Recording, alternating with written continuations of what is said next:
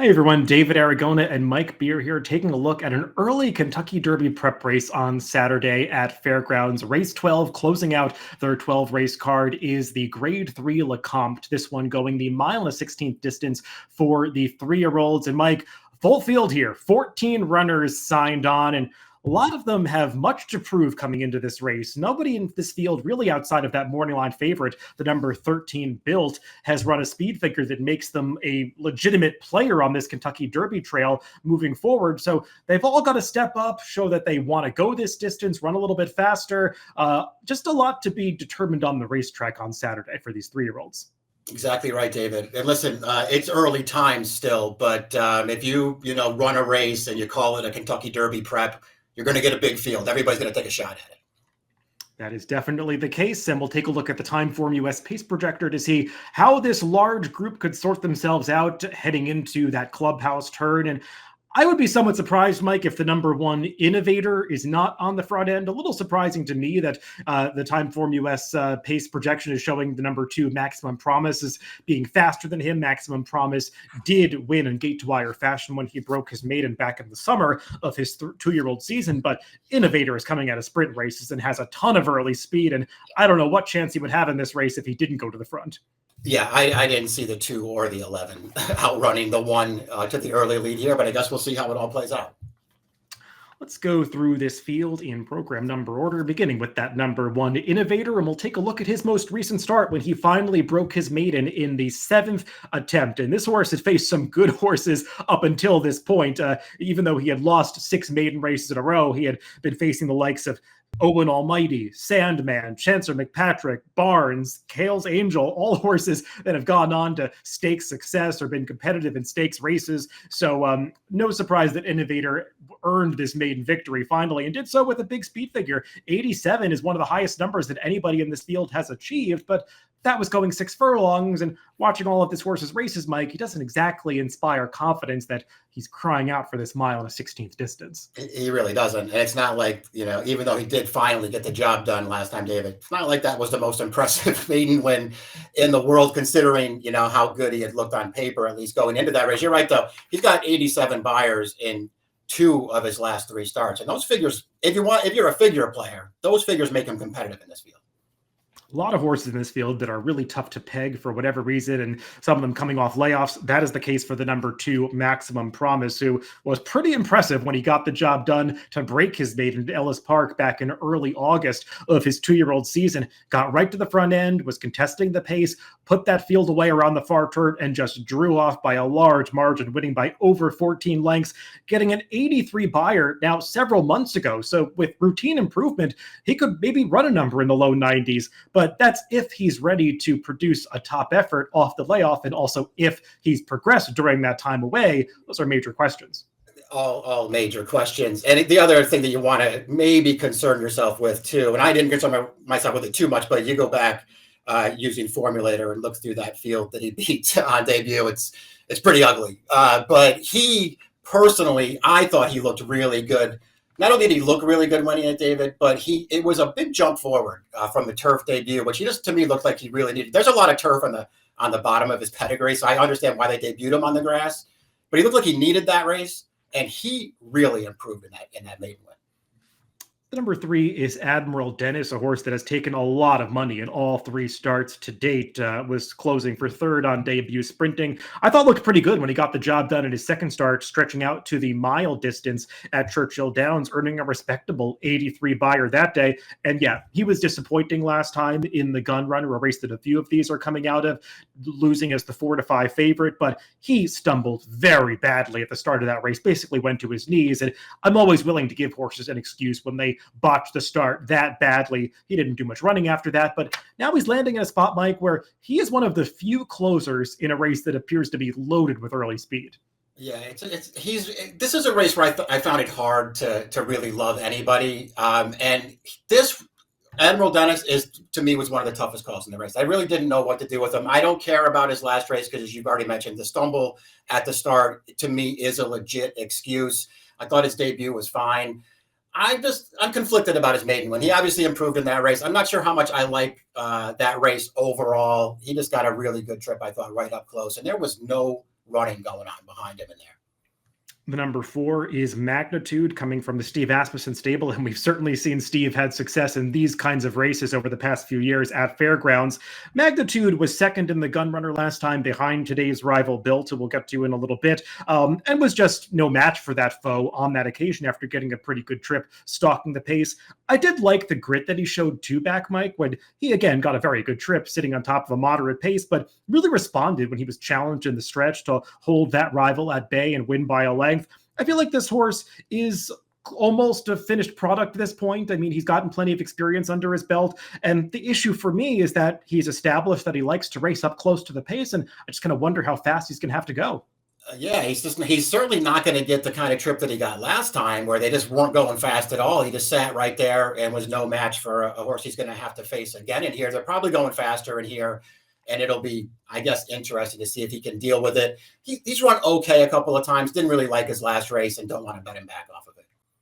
The number 5 is Optical, who has had a lot more chances than many horses in this field, now making the 8th start of his career, but took him a few starts to really get things rolling as a 2-year-old. They obviously wanted distance for him, so they tried turf a couple times, but when he got into a dirt route for the first time, he just smashed a field of maidens, only facing auction-restricted foes, but won by 14 lengths with a 76 buyer that's not that far off, making him competitive in this field. Now, he didn't run well in the Breeders' Futurity the one time that he tried Stakes Company, but the trip just did not work out for him that day, got bounced around in the clubhouse turn, got cut off on the backstretch, and you could see he just basically said, well, that's it, I'm done running at that point. He pulled himself up at that point in the race, but they ran him back pretty quickly, twice off that trouble, and he's progressed a little bit in each subsequent start since then, got the job done last time against starter allowance foes. Now Keith DeSormo is putting blinkers on for this race, and watched a few of this horse's recent workouts with the blinkers on, and I don't know if he was facing much in those drills. I think he was meeting some overmatched stablemates, but it looks like this horse might have really taken a step forward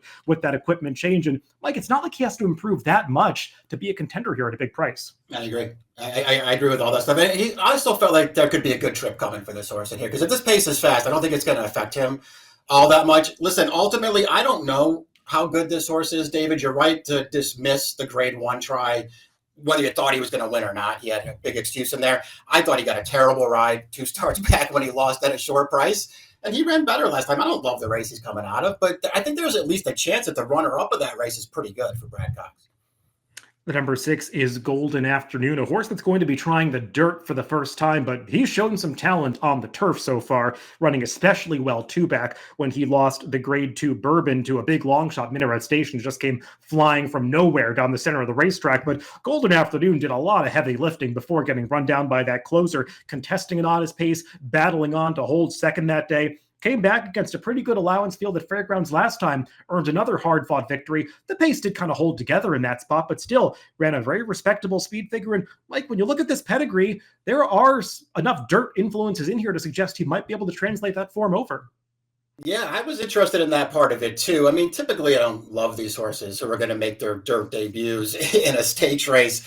But there's a lot of pedigree, not only from the sire, Golden Science, but on the dam side to suggest that this horse can handle the surface, which his turf races to me are all good.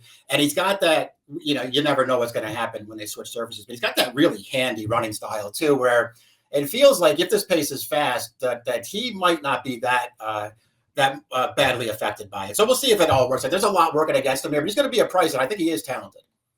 The number 7 is Calling Card, and this horse could not have been much more impressive when he got on the dirt for the first time to break his maiden, now only facing New York breds that day, but he won off by nearly 20 lengths, got an 87 buyer, which makes him one of the contenders in here if he can repeat a number like that. Now, they tried Open Company last time at Oaklawn Park, and it was just a little disappointing. He took money in that spot off that big buyer in New York and just couldn't really replicate it. But Mike, I will say, the winner of that race, Sandman, is pretty good and might be better than anything that showed up in this race. So perhaps I could be a little forgiving of Calling Card for losing that last start. Yeah, I agree. I wanted him to run better in there, but he just didn't. I'm with you. I do think Sandman is one of the more interesting 3-year-olds here, at least in the early part of the season. So we'll see if, maybe this is even a little bit of a step back in class. He's got to run better than that. But man, was he impressive breaking his maiden.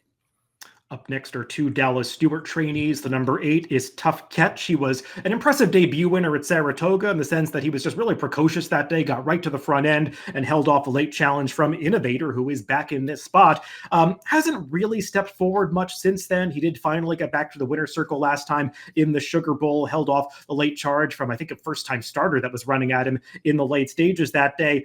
Got an 81 buyer. When I watch this horse run, Mike, I don't really get the sense that he's looking to go 2 turns. Yeah, don't really like him stretching that. Both of these Stewart horses are coming off of 6 furlong wins where they were both able to add Lasix for the first time. And of course, the Lasix has to come off for this. So make of that what you will. I much preferred, of the 2 Stewart horses, I much preferred the 9 to the 8.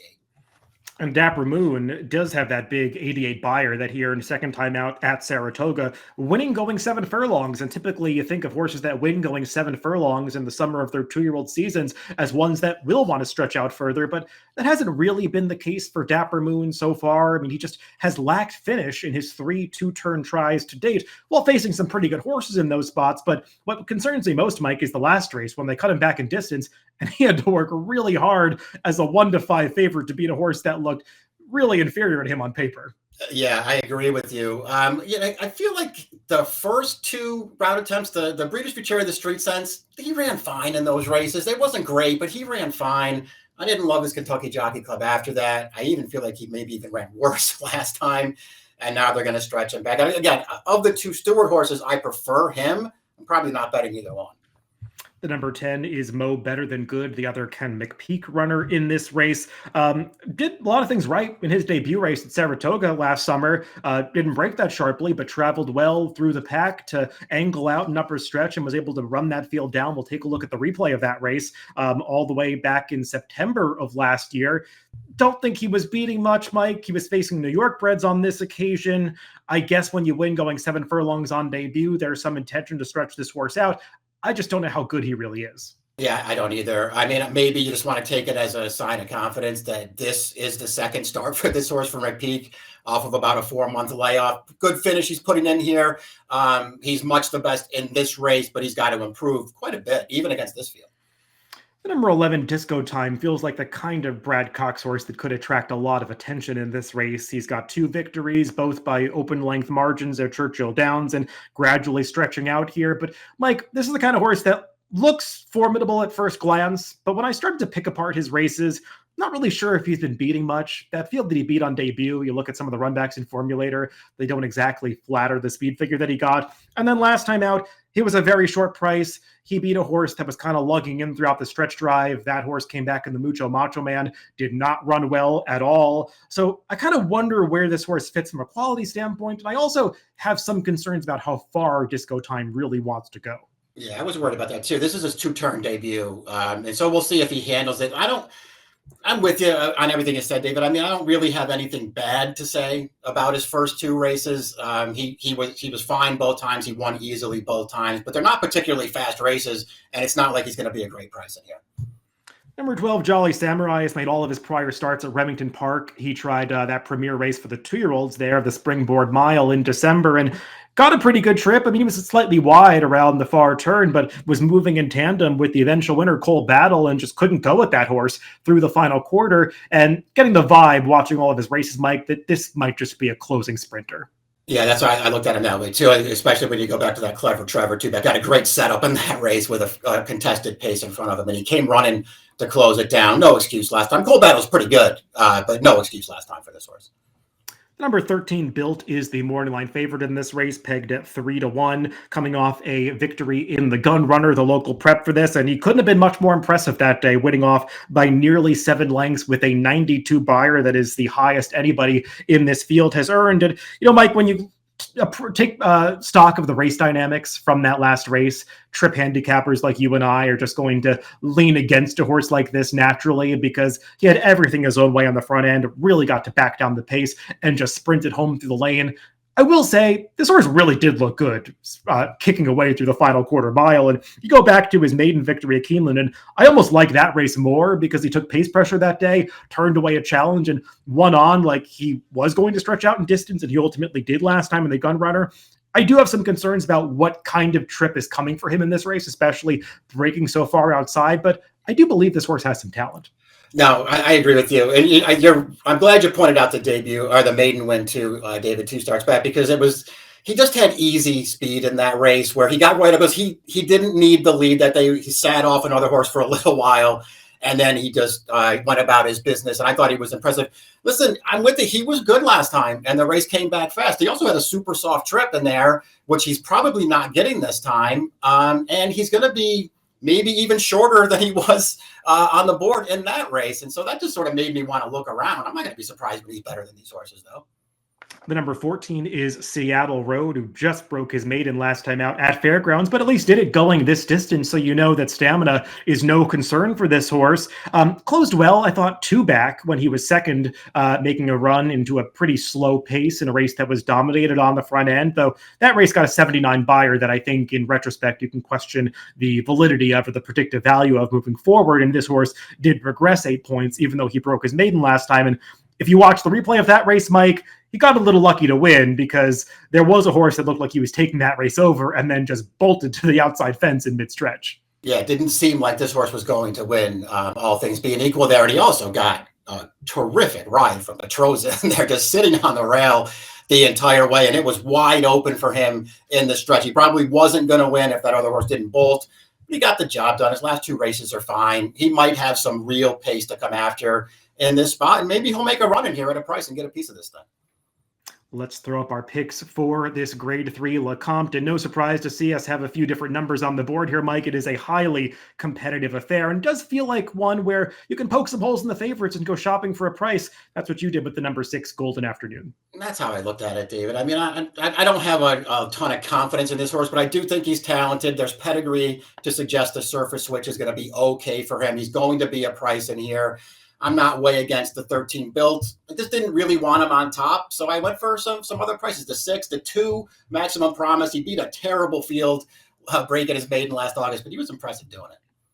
I've got your top pick in there somewhere. I think the number 3, Admiral Dennis, is a candidate to rebound. We'll see if he's a bigger price this time, but I put the number 5, Optical, on top. I just feel like this horse is going to get somewhat ignored by the bettors, and I feel watching his replays that he's better than some of the speed figures he's gotten and might have a step forward coming in here with the blinkers going on. So 5, 3, 6, 13 for me, 6, 2, 13, 7 for Mike in the Grade 3 Lecomte to close out that Fairgrounds card on Saturday. Good luck if you're playing the races this weekend.